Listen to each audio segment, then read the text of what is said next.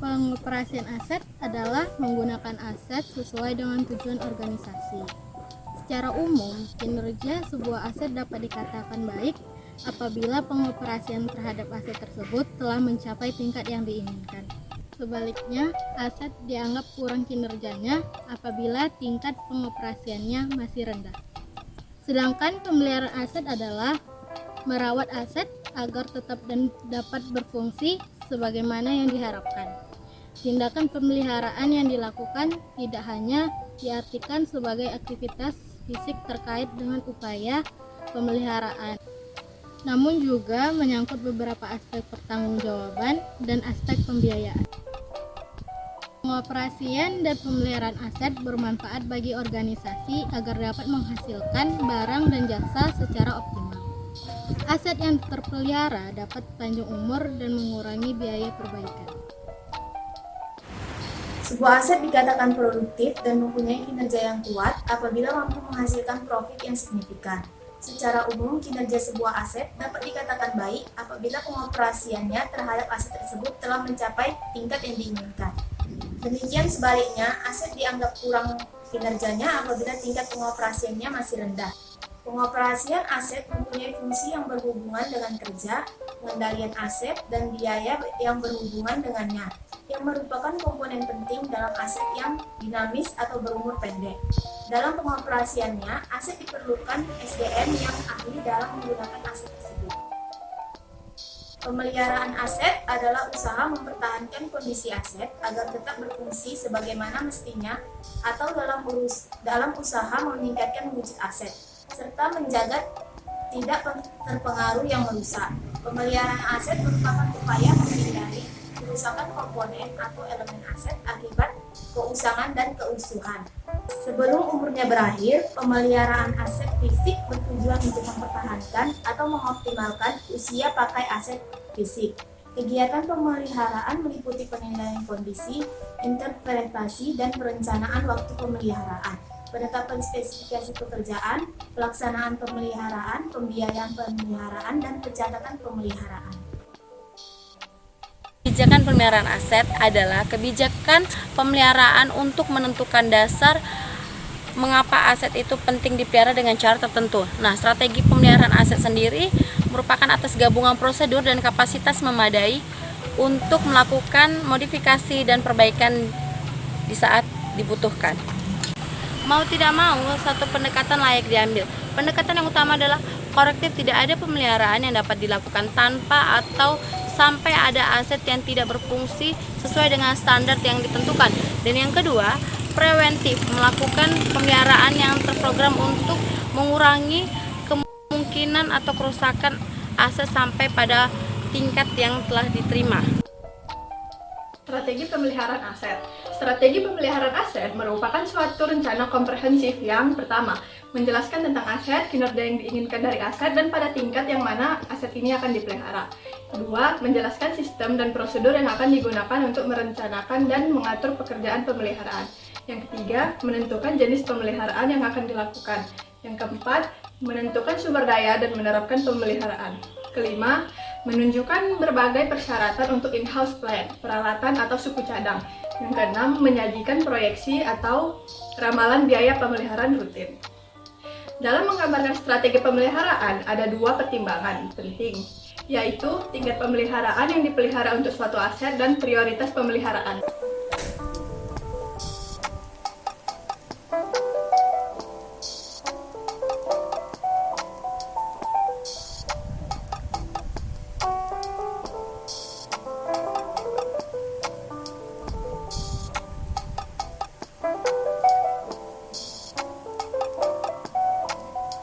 Dari D3 Keuangan UUS di Medan tahun 2018 ingin melakukan wawancara mengenai pengoperasian dan pemeliharaan aset.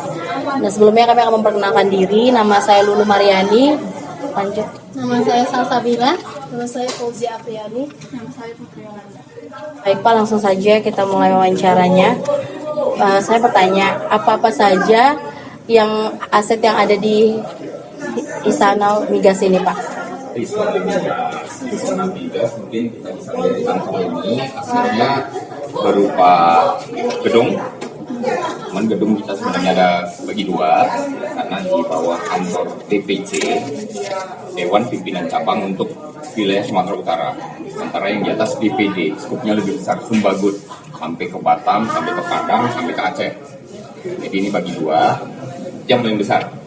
Kedua mungkin isi ruangan ini ya, ada AC, ada meja kantor, kursi dan segala macam, komputer, printer, filing kabinet dan lain-lain lah. Pertanyaan yang kedua Pak, bagaimana pengoperasian aset dan pemeliharaan aset yang baik agar aset tersebut bisa bertahan lama? Oh, itu ya. Kalau barang-barang yang kayak gini, suhu udara ya, perlu ya. Suhu udara untuk menjaga barang-barang tetap awet, ya AC juga perlu sekali. Maksudnya AC untuk mendinginkan situasi kantor ini agar lebih terawat, khususnya untuk barang-barang elektronik. Yang paling vital sih di sini selain bangunan, yang paling besar asetnya komputer, karena di situ database. Nah, kalau perangkat elektronik ini udah menjadi syarat utama itu ya suhu ruangan lah agar terjaga biar tidak terjadi kerusakan yang akhirnya nanti komputernya rusak, data hilang. Nah, itu vital sekali bagi kami. Terima kasih Pak. Yang ketiga, apa tindakan yang dilakukan apabila aset yang ada di sini rusak atau tidak layak pakai? Yang pasti itu tidak digunakan lagi, yang mungkin kalau memang masih bisa dijual, tapi kalau tidak bisa terpaksa kalau istilah orang Medan dibututkan. Nah, terkait dengan pertanyaan tadi nomor 2, menjaga aset tadi, maintenance ya. Mungkin kalau komputer secara berkala kita servis, printer juga secara berkala kita servis. Kalau bangunan mungkin cat apa segala macam lah yang rusak-rusak. Misalnya kamar mandi tuh sering perbaikan air lah, pompanya segala macam ya, itulah maintenance harus dijaga lah. Servis secara berkala itu. Menurut Bapak, apakah pengoperasian aset di sini sudah menghasilkan profit dan telah mencapai tingkat yang diinginkan? Ya. Mungkin perlu kita luruskan bahwa ini organisasi bukan organisasi profit ya, bukan perusahaan ya. Ini adalah organisasi himpunan. Jadi wadahnya anggota-anggota yang kita rumuskan untuk menjadi yang merupakan aspirasi untuk kita teruskan. Induk kita sih sebenarnya Pertamina. Jadi kalau profitnya sih tidak, paling kaitannya karena organisasi ini hidup karena iuran anggota, itu tadi database saja sih sebenarnya, tapi bukan profit. Jadi dari anggota untuk anggota juga, bukan koperasi juga, jadi bukan profit oriented.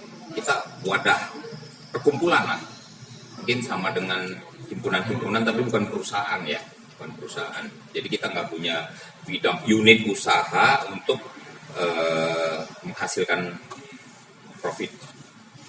Menurut Bapak, apakah aset yang dipelihara oleh perusahaan akan mengeluarkan dana yang cukup besar? Jika iya, pemeliharaan apa yang mengeluarkan dana yang besar? Sebenarnya kalau aset, kalau dipenuhi servis secara berkalanya, terutama yang vital dari komputer, tidak terlalu berat ya, sebulan sekali gitu. Tapi kalau misalnya nunggu rusak, itu baru mungkin harus ada pergantian kan langsung kan, dan itu ya jutaan lah. Yang paling besar sih ini ya bangunan lah ya. Mungkin secara berkala juga, mungkin kalau catnya sudah ini apa segala macam 5 tahun sekali harus dicat ulang, itu cukup besar juga biayanya. Saja kandungan migas Indonesia suatu saat kan akan habis. Bagaimana agar bangsa dan rakyat Indonesia bisa ikut menikmati kekayaan migas Indonesia sesuai pasal 33? Yang menjadi prioritas adalah bagaimana energi ini berevolusi dari migas yang sudah mau habis ini, kita cari nih energi yang lain. Banyak sumber daya alam, air terjun, air, angin, kita banyak lah sebenarnya itu. Ya harus ada inilah beradaptasi lah, karena ini udah pasti habis. Kalau untuk sekarang ya dengan adanya subsidi dari pemerintah untuk premium, tapi untuk sesuai peruntukannya ya, masyarakat seperti sekarang kan premium memang jarang di Kota Medan, tapi yang ada 1-2 SPBU yang menjual itu dikhususkan untuk angkutan kota yang pantas disubsidi lah. Itu salah satu bentuk pemerintah dalam mengimplementasikan pasal 33 tadi. Terima kasih Pak atas wawancaranya. Semoga informasi yang Bapak berikan dapat bermanfaat untuk kami juga dan bermanfaat juga untuk masyarakat.